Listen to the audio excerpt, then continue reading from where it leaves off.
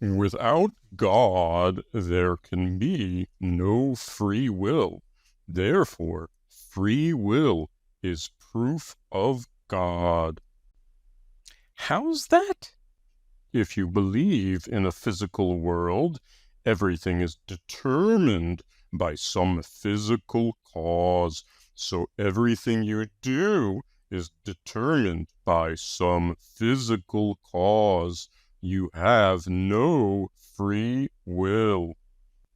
Oh, okay, yeah, free will is a thorny issue. How does God help you with that? It's very simple. Without the spiritual, you are left with only the physical, and every physical action must be caused by something else. So there cannot be free will. I said that. Okay, so how does God help you with that? Because God is not physical.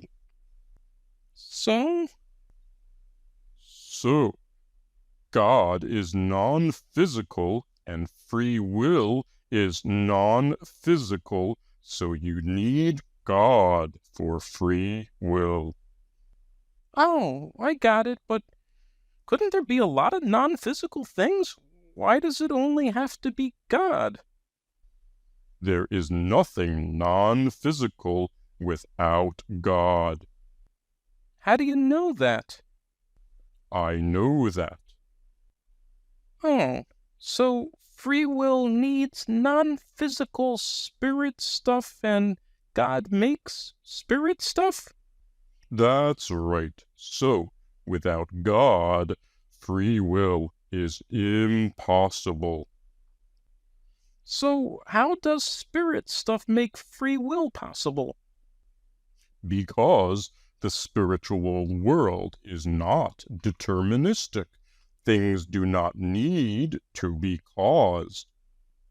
How do you know that? I know that. So it's basically magic? No, it's spirit.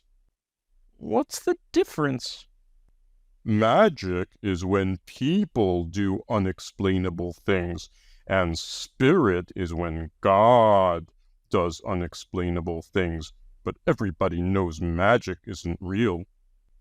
And spirit is? Obviously. So how do spiritual events happen? Just randomly? Absolutely not. Nothing is random. So in the spiritual world, things are not caused by other things and they're also not random? Well, what connects one spirit event to another spirit event? Sometimes they are caused, and sometimes they are not caused.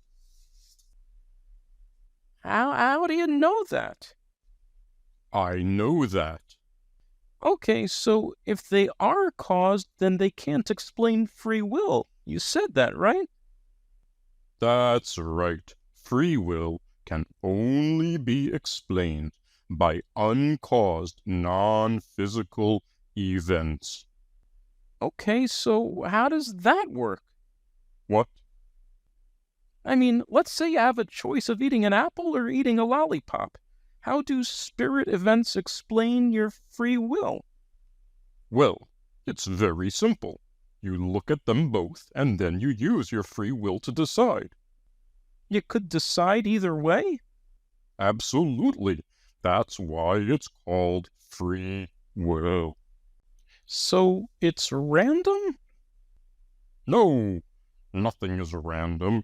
There are factors that go into your decision, such as what you believe is healthy or what you believe is delicious.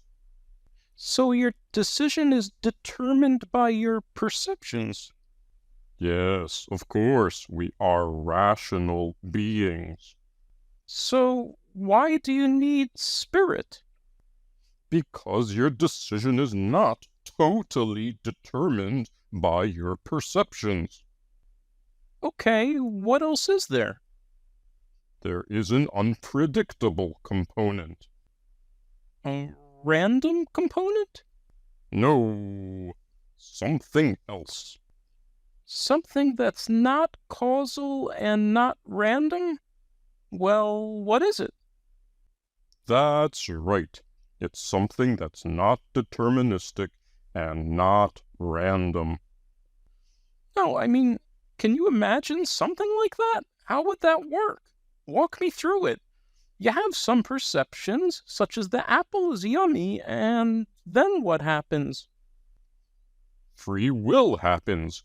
You know the apple is yummy and you decide to eat it. So the perception of yumminess causes you to eat the apple. Where's the free will? You might decide not to eat it. You just said you decided to eat it because it was yummy. But you might not. You don't know. Okay, so why did you decide not to eat it? Because you are not hungry, or maybe you don't have time. So there are conflicting factors that go into your decision. Yes, and your free will weighs the factors. How does that work? One factor might be more important than another factor. Perhaps in the morning, my hunger is greater. So the most significant factor determines the decision. That's right. So where is the free will? What? It just sounds like you're talking about some kind of algorithm. If your expectation of yumminess exceeds some level and your hunger exceeds some level and there's enough time, then eat the apple. Otherwise, don't eat the apple. Yes, that is free will. So why is that something non-physical? Computers run algorithms like that all the time without any spirituality. They do not have free will. Okay, so why would you say that we do have free will if we're doing the same thing as a computer? It's not the same as a computer. There's something else. A feeling. An emotion? No, a feeling of volition. Okay, so there's a feeling. That feeling is your free will acting. So you need God to have a feeling?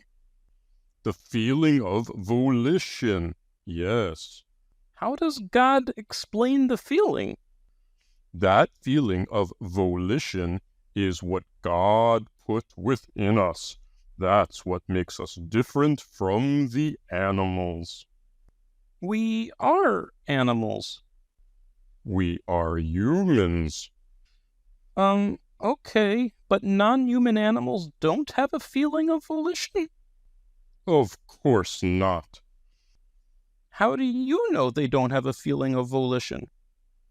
It's obvious from observation that animal decisions are determined solely on perception and knowledge and instinct. Well, that's what I would say about your decisions also. Why should I believe you have a feeling of volition? But I can tell you that I experience volition. So since non-human animals don't speak human language and can't tell you they have volition, therefore they don't have volition? That's right. So animals and computers can make all kinds of decisions without having free will, but humans need God to put a special feeling of volition in us to make the same kinds of decisions? That's right. So you have a feeling of volition that you can't explain, so it must be non-physical, and God must have put it there? That's right. How does God put it there? We don't know that. That is a great mystery. Oh, okay. How does the non-physical volition connect to the physical brain? We don't know that. That is a great mystery. So, we really don't know anything at all about how spirit creates the feeling of volition? That's right. Isn't that a problem for you? Not at all. We can never understand everything. Some things must forever remain a mystery. So why not just say that the feeling of volition is a mystery? Maybe someday we'll explain it, or maybe we won't. Because when you have something you cannot explain, you need to provide an explanation, and the explanation is God. But you didn't explain anything. Yes, I did. God did it. That's the explanation. Why not just say the flying spaghetti monster did it? Because there is no flying spaghetti monster. Yes, there is. No, there isn't. I have proof. Impossible. The proof is free will. If there isn't a flying spaghetti monster, how could we have a non-physical feeling of volition? Just because you have an unexplained feeling, that does not prove the existence of some mysterious non-physical entity. Oh, so then we're okay just to leave the feeling of free will as something unexplained? Absolutely not. The explanation is obvious. Free will demands the existence of a mysterious, non-physical entity, and that is God. Well, can't I just be honest with myself and say, I just don't know?